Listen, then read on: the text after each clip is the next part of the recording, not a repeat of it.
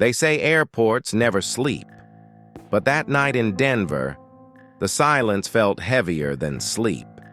It felt dead.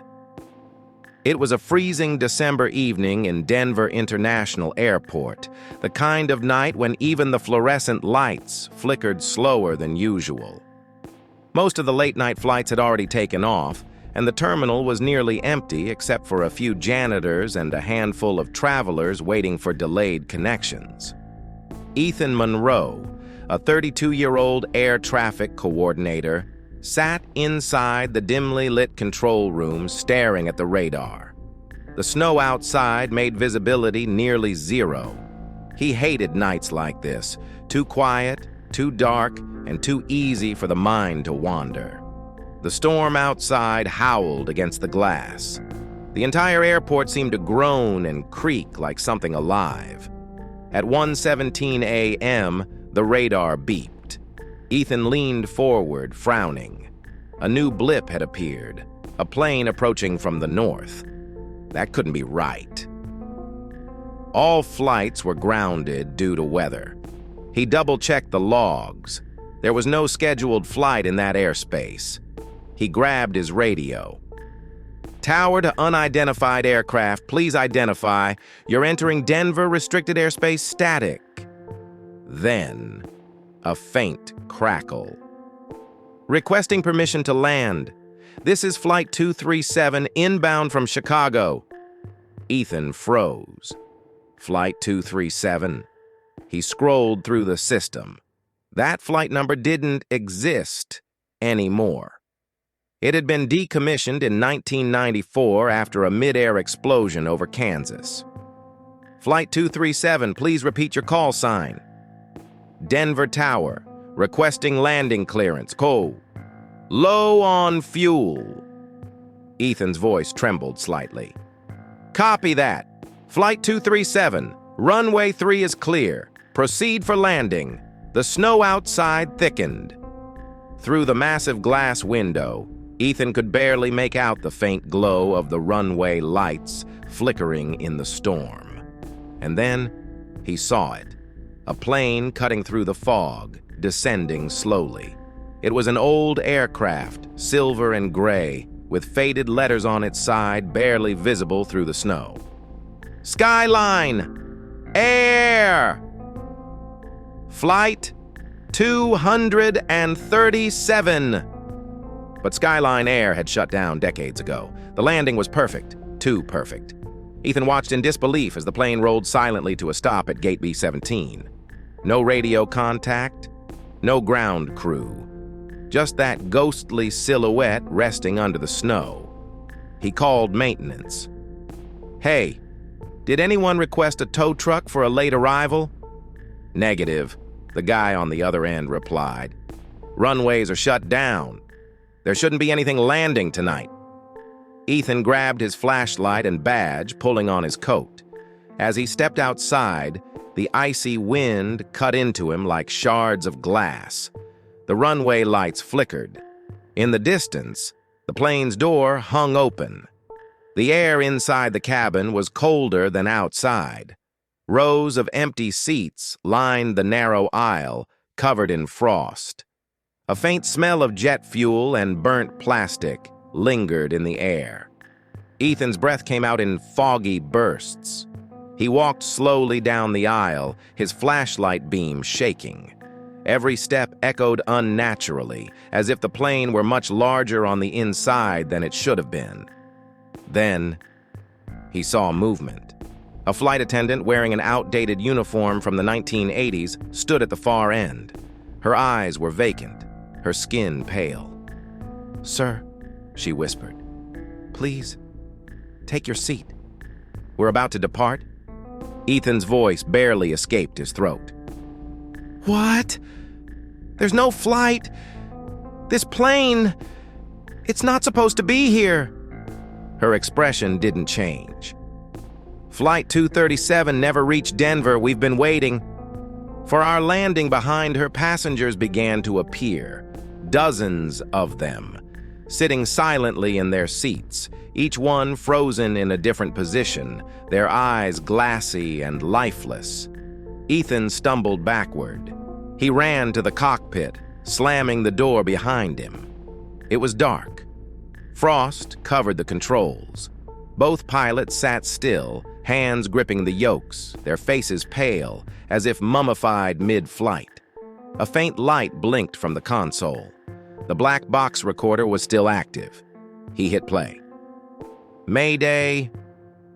Mayday. This is Flight 237.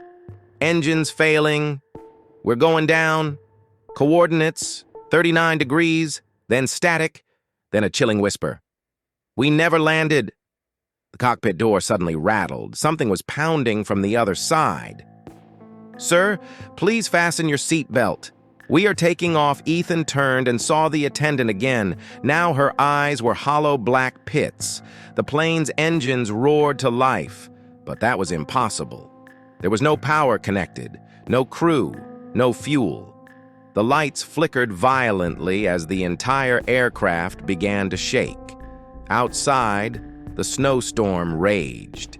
Ethan could see the plane starting to roll backward, taxiing toward the runway by itself. He screamed into his radio. Control tower to all units. Runway B-17. We've got movement. There's a plane moving. Static. The last thing Ethan saw before everything went black was the plane lifting off into the fog, its ghostly tail lights vanishing into the storm. The next morning, airport security found Ethan unconscious on the runway. No plane, no footprints, just frost-covered tire marks leading halfway down the strip and stopping abruptly as if the aircraft had disappeared mid-takeoff. Ethan was hospitalized for shock. When he finally woke up, he whispered one thing to the investigators. Flight 237 finally landed. They checked the archives. Flight 237 had crashed in 1994, all 108 passengers dead. The wreckage was never recovered. Airports are meant to be busy, but when they go silent, truly silent, something about that emptiness feels wrong, especially when you realize you're not alone in it. Jared Collins had been a nighttime security guard at Atlanta Hartsfield-Jackson Airport for over 11 years. He'd seen drunk passengers, flight delays, lost luggage, even a proposal once at 3 a.m. near the Starbucks in Concourse C. But that night, the 14th of October, was unlike anything he'd ever experienced. It was 2:46 a.m. Terminal C was closed for maintenance. Lights dimmed, no passengers, no flights scheduled. He was making his last round before clocking out. Jared walked slowly down the empty concourse, flashlight beam cutting through the stillness. Every sound, the squeak of his shoes, the faint hum of the vending machines, felt unnaturally loud. Then, over the intercom, a faint voice crackled. Flight 91 to Boston, now boarding at gate C-19. He froze. That couldn't be right. The speaker system was shut down for the night. Jared turned toward gate C-19. Its automatic glass doors were lit up, glowing faint blue. He checked his handheld device. No power running to that section. No flight scheduled. He hesitated, then walked closer. The gate's waiting area was bathed in flickering fluorescent light. Every chair was empty except one. A woman sat there. Long black hair, gray trench coat, her head tilted slightly downward. A small suitcase rested beside her feet. Jared spoke up. Ma'am, the terminal's closed. Are you waiting for someone? The woman didn't move.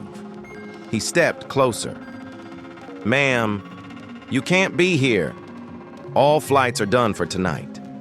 She finally turned her head slightly, not enough to see her face, and whispered, I'm waiting for my flight. What flight? Jared asked. Flight 91. To Boston. His stomach sank. That name again. He radioed dispatch. Hey, you got anything on Flight 91 to Boston? The static came through first, then a confused voice. Negative, Jared. There's no such flight tonight. That number's retired. Retired? Yeah. Flight 91 was discontinued years ago. Plane crash in 2007. Whole manifest gone. The woman in the chair slowly raised her head. Jared could see her face now. Pale, almost colorless, like paper soaked in cold water.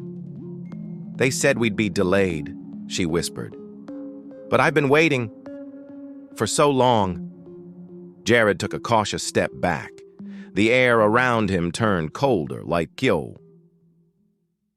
someone had opened a freezer. His flashlight began to flicker. He turned to run, but the intercom speakers crackled again. Final call for Flight 91. All passengers, please proceed to Gate C-19. The woman stood up. The wheels of her suitcase squealed softly as she began walking toward the gate. Her footsteps echoed, sharp and slow, in perfect rhythm with the announcement overhead. Jared shouted, "Ma'am! Stop! There's no flight!" She didn't stop. He ran to the window and looked outside the gate, and that's when he saw it. An old Boeing 727, sitting in the dark, surrounded by fog, lights faintly glowing along the fuselage. The airline name was barely visible. East Air. The company had gone bankrupt over a decade ago. Jared rushed after her. "Don't open that door!" he yelled, but she was already standing at the gate scanner holding out a paper ticket. Yellowed and brittle with age. The red light on the scanner flickered green. The automatic door hissed open. Cold, humid air rushed in, the smell of burning oil and something rotten. The woman turned to him one last time. Her eyes were empty sockets. Her mouth moved, but her voice came from the intercom instead. "You should board too, Jared. There's always room for one more." And then she stepped through the door. The jet bridge groaned loudly, metal creaking like something ancient waking up. Jared backed away, trembling, and pressed his radio. "Dispatch! C-19's active, I need—" The lights went out. The intercom went dead. For several seconds, there was only silence, until his flashlight came back on. And where Gate C-19 had been, was now just a blank wall. No doors, no monitors, just solid concrete. The next morning, airport supervisors reviewed Jared's report. Security footage from Terminal C showed him talking to no one. He appeared alone the entire time. No woman, no suitcase, no airplane. But when they slowed the footage down, frame by frame, they saw something. A reflection in the glass behind him at 2:49 a.m. A woman's silhouette standing at the gate window, head tilted, watching, her body slightly transparent.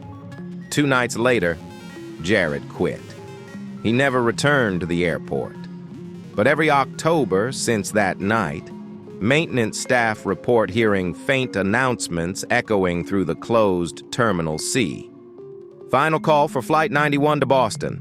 All passengers, please board. And sometimes on the security cameras, they still catch a brief flicker of Gate C-19 appearing for less than a minute, before it fades back into concrete. Runways are meant for takeoffs, but sometimes what takes off doesn't come back, and sometimes what returns isn't human. Lance Turner, a 43-year-old ground operations supervisor at Los Angeles International Airport, LAX, had the worst schedule imaginable, midnight to 8 a.m. He'd been doing it for years, enough to get used to the strange sounds and late-night shadows that haunted the hangars. But there was one section of the airport he hated the most: runway 13R. Old-timers called it the Screaming Runway. The rumor was that decades ago, during the 1970s, a prototype military jet crashed during a test flight there. The wreckage was cleared, but ever since, night crews claimed they heard screams, faint, distant, like wind passing through metal. Lance never believed in ghost stories, until that night. At 2:03 a.m., while checking maintenance logs, Lance noticed something strange. Runway 13R's lights had gone out, completely. No maintenance scheduled, no power outage reported. He called dispatch. "Hey, lights on 13R are out. You guys doing a systems test?" "Negative," came the response. "All circuits green on our end. Might be local." Lance sighed. "Figures." He grabbed his flashlight and radio, heading out in a service vehicle toward the runway. The night air was heavy with mist, the kind that made visibility worse the closer you looked. The vehicle headlights cut through just enough to see the dark expanse ahead, an endless strip of wet asphalt vanishing into fog. He stepped out of the truck and started inspecting the light fixtures. Each lamp was smashed. Not shattered from impact, but melted, as if burned by extreme heat. He leaned closer to one of the glass casings, and that's when he heard it. A scream, high-pitched, human, but distant, like like it came from underground. He froze, heart hammering. "Control, you hear that?" he radioed. "Hear what, Turner?" The scream came again, louder, closer. It wasn't a single voice now, there was dozens. Men, women, all overlapping, screaming through static, like a recording of a disaster looping endlessly. "Help us! We're burning! It wasn't supposed to!" Lance ripped the radio from his ear and stumbled backward. He blinked, and suddenly, through the fog, he saw fire. A jet, burning, crashing down onto the runway in slow motion, metal tearing, flames roaring, bodies thrown into the darkness. He could smell the jet fuel, the acrid stench of burning flesh. Then, silence. The fire vanished. The fog returned. The runway was empty again. Lance dropped to his knees, gasping. Was it a hallucination? A flashback from the crash years ago? But the ground beneath him was still warm, and his hands were covered in ash. He drove straight to the observation tower, bursting in, pale as a ghost. "Something's wrong with 13R, he shouted. I saw a crash." The young controller, Ellie Ramirez, looked up. "Sir, no crash was reported. We've got full radar coverage. Nothing in that airspace for the last 2 hours," Lance pointed out the window. "Look! There. The runway." But outside, the fog was so thick, only faint blue lights could be seen flickering in the distance. Ellie frowned. "You need some rest." Then the speakers in the tower crackled. A transmission came through, faint, broken. "Mayday, Mayday, this is Flight 709, requesting emergency. Runway 13R. Ellie's eyes widened. What flight is that?" "There is no Flight 709 tonight," Lance whispered. The voice repeated, more distorted. "We're going down. We're burning. Runway 13R. Through the fog, lights appeared. A plane's landing gear. Lance and Ellie stood frozen as a massive jet emerged, its engines silent, its metal hull blackened as if burned. It descended, too fast, and slammed onto the runway. The sound was deafening, but no explosion followed. Instead, the plane simply rolled to a stop, glowing faintly orange, like embers dying out. Lance grabbed a pair of binoculars. The plane's tail number read NC709A. He searched the database. That aircraft number belonged to a test jet from 1974, destroyed on impact. All 5 crew dead. Security and fire crews arrived minutes later. But when they reached the site, there was nothing there. No plane, no tracks. Just scorched asphalt, as if something had burned and vanished. But the black box, somehow, was found lying near the center line of 13R. Lance picked it up carefully, hands trembling. It was hot, glowing faintly red. He played the last recording. The same screams he'd heard before echoed through the speaker. "We can't pull up. Controls are dead. Mayday!" Then a voice whispered clearly close to the mic. "Tell them! We're still here!" The box went dead. In the days that followed, Lance refused to go near the runway again. The FAA sent investigators. They found heat signatures on the tarmac, as if a jet had landed recently, though no radar record existed. The following week, runway 13R was permanently closed for repairs. But the workers knew the truth. Late at night, pilots approaching LAX have reported seeing a burning aircraft taxiing across that section. Control towers receive faint transmissions from Flight 709, repeating the same message every few months, requesting permission to land. We're running out of time. People lose luggage every day. Most of it gets found. But there are some bags that never make it back, and some rooms that should have never been opened.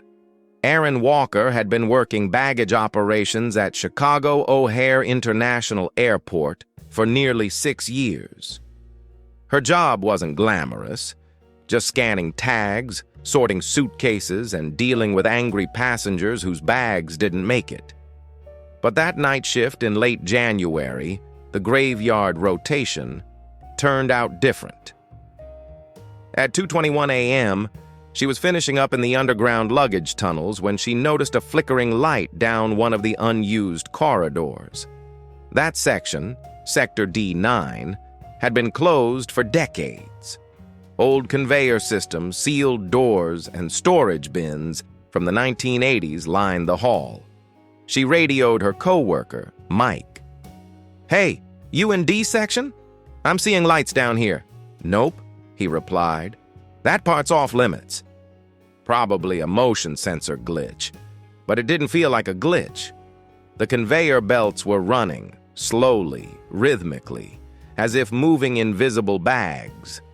The metallic squeal echoed deep into the corridor.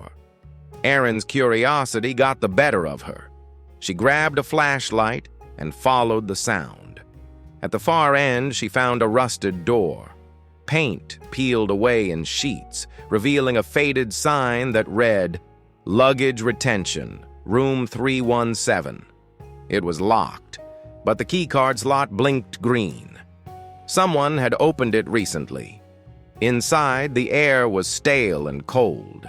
Dozens of old suitcases sat stacked to the ceiling, dusty, moldy, their tags yellowed beyond recognition. Some of the bags were split open, clothing spilling out like organs. Others had airline logos that hadn't existed in 40 years. Pan Am, TWA, Braniff. She whispered to herself, "What the hell is all this?" Then she saw movement. One of the conveyor belts was moving by itself, carrying a single black suitcase down the line. It stopped in front of her, gently rocking back and forth, like it wanted her to open it. The tag was blank. No name, no flight number. Just one word stamped on the handle in red ink. Claimed. She crouched down, unzipped the bag. Inside were clothes, old, water-damaged, smelling faintly of kerosene. Then her flashlight flickered across something shiny, a small wristwatch. She picked it up. The hands were frozen at 3:07 a.m. The conveyor belts suddenly stopped, all at once. Then, from somewhere deeper in the room, a loud thud. Erin turned her flashlight toward the sound. Another suitcase had fallen off the stack. Then another, and another. Within seconds, dozens of bags began tumbling from the piles, landing open, spilling out belongings, children's toys, purses, passports, torn shoes. And every single one had a red claimed tag. Her radio crackled violently. "Aaron! What's your location? We're seeing motion down in D9. Is that you?" Yeah, it's me. There's something wrong here. Get out of there." "That section's not in our grid. You shouldn't even have power." Her flashlight went out. The emergency lights came on, dull orange bulbs blinking along the ceiling. And on the far wall, an old CRT monitor flickered to life. Grainy black and white footage appeared. A man dragging a suitcase through the same room she was standing in. Aaron froze. The timestamp on the screen read 1989.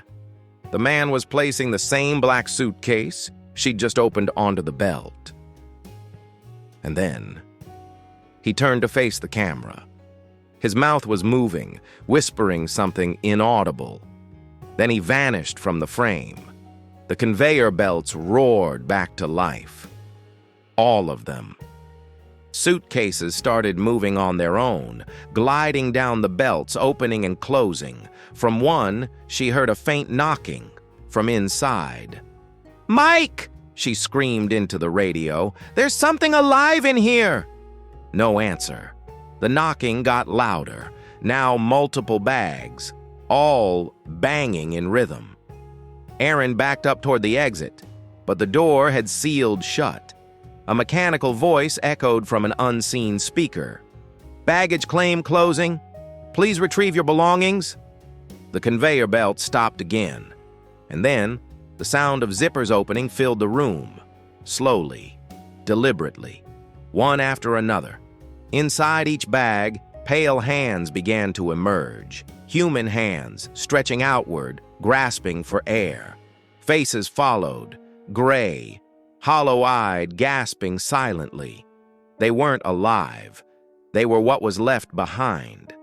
Aaron bolted for the maintenance shaft, climbing the ladder 3 rungs at a time. Below her, the hands reached out, clawing the metal walls. The voice spoke again, louder this time. "All luggage has been claimed." She reached the hatch, pushed it open, and collapsed into the main baggage hall. The fluorescent lights were blinding. Everything looked normal. Conveyors running, workers moving. She turned to show them where she came from, but the hatch she'd climbed through was gone. Just a solid wall of fresh concrete. Security reviewed the footage the next morning. Aaron appeared to walk down corridor D9, and then simply vanished halfway through. No one could explain it.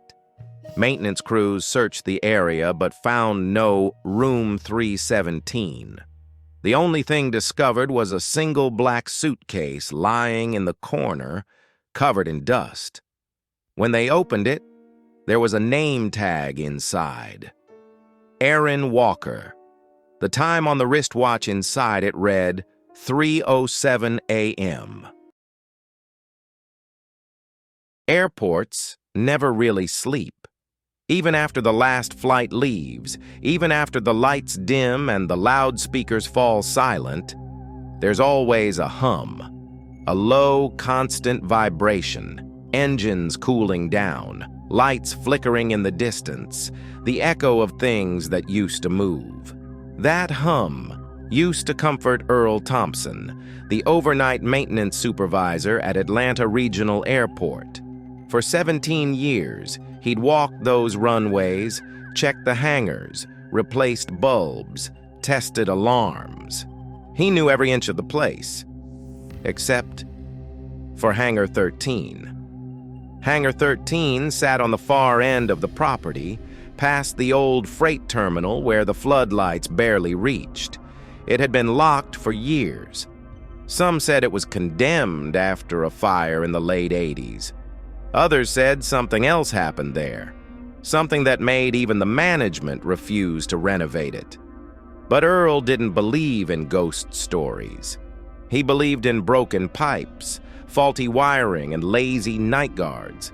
So when the new airport director asked him to inspect Hangar 13 for the upcoming expansion project, he just nodded. "Sure thing," he said. "I'll check it out after shift." It was just another job. That night, rain hit the tarmac hard. Thunder rolled over the airport like an approaching freight train.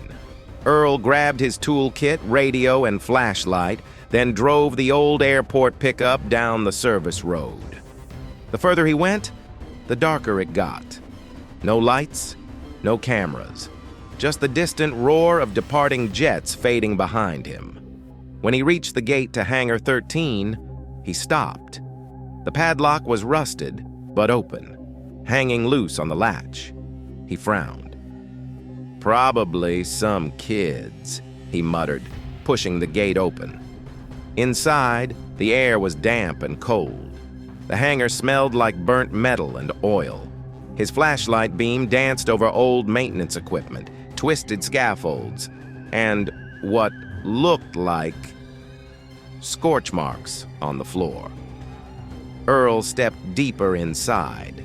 His boots echoed in the hollow chamber. He reached the center where a faded circle of charred concrete marked the floor. And right in the middle, the single melted pilot's helmet. He knelt, brushing soot away. That's when the radio on his belt crackled. "Earl?" He froze. The voice was faint, distant. "Earl? Hangar 13, get out!" He yanked the radio off his belt.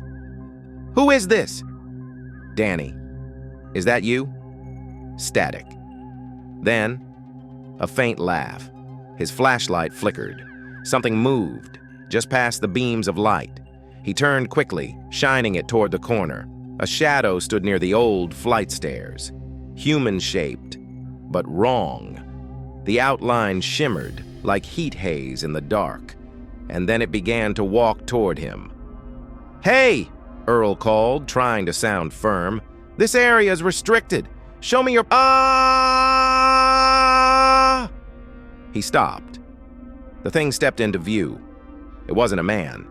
It was a pilot, or what used to be one. The uniform was burned, melted to the skin. The face, nothing left but a charred grin and hollow sockets glowing faint orange like dying coals. Earl stumbled backward, dropping his flashlight. The beam rolled across the floor, lighting up more figures. 3 of them, all in half-burned flight suits, all moving silently toward him. He bolted for the door, but it slammed shut on its own, echoing like a gunshot. Earl grabbed the handle, yanking, but it wouldn't budge. Behind him, footsteps, heavy, dragging, drew closer. He turned, breathing fast. "Stay back! Don't come near me." The air grew hot. Smoke filled the hangar, but there was no fire. Through the haze, Earl could see the ghosts reenacting something, moving in eerie loops. One sat in a burned-out cockpit, still trying to start the engine. Another reached for a fire extinguisher that wasn't there. The last one screamed, but no sound came out. It was like the hangar was stuck in time, replaying its last seconds before the explosion. Suddenly, the radio blared again. But this time, the voice was clear. "Thompson, Hangar 13 wasn't an accident. It wasn't a dispatcher. It wasn't anyone alive." The voice was hollow, layered, almost mechanical. He backed away, trembling. "What do you mean?" "They built this place over us. Buried the wreckage. We never left." The ghosts turned toward him, their burned eyes flaring bright. And then, the floor cracked open beneath his feet. He fell through the charred concrete into a pit of wreckage, twisted metal, engines, human bones. The radio screamed with static. "We never left." He clawed his way out, gasping, and burst through the door into the rain. When he turned back, the hangar was gone. Only an open field. Empty. The next morning, airport security found his truck still running by the gate. Earl Thompson was never seen again. But some nights, during storms, pilots approaching the runway report seeing a burning hangar near the edge of the airfield. They call the tower, but radar shows nothing. No structure, no fire, just the faint echo of a man's voice on the open channel. "This is Earl. Hangar 13 is still burning.